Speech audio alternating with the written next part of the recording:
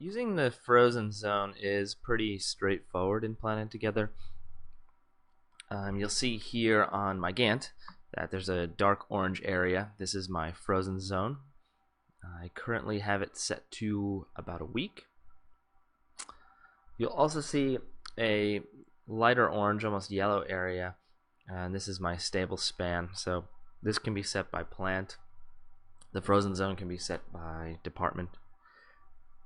So you can have different frozen zones per department or resource. So the way to control what happens in the frozen zone, typically you're going to be using the optimize feature in PlanetTogether.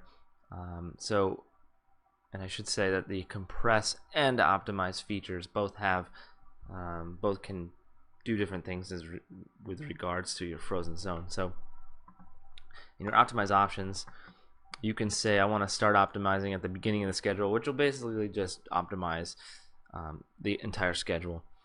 I can say, well, I want to optimize starting at the end of the frozen span.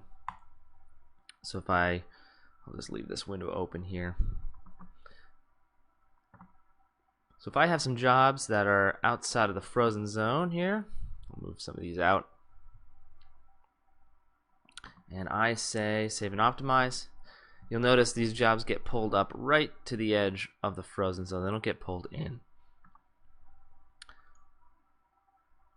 But if I were to optimize the beginning of the schedule or the entire schedule, save and optimize, you'll notice these jobs get pulled right into the frozen zone.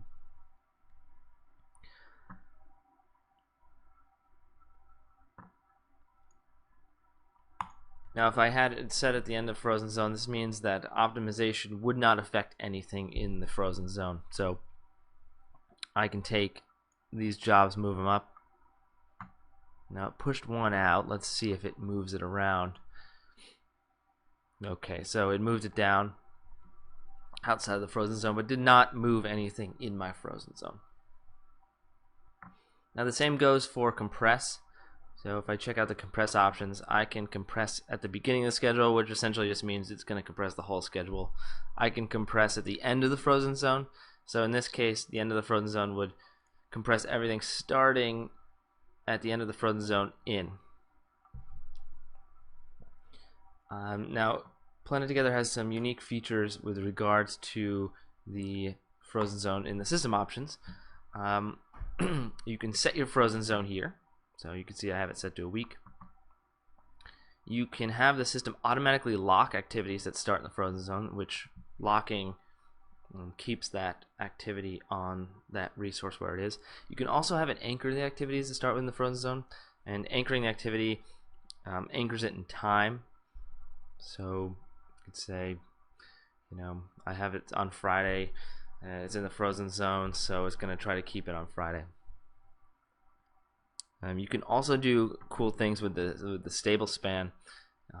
If a job is in the stable span, in this case the yellow area and in, you can, when you do import, the data that comes in won't overwrite the jobs in that area.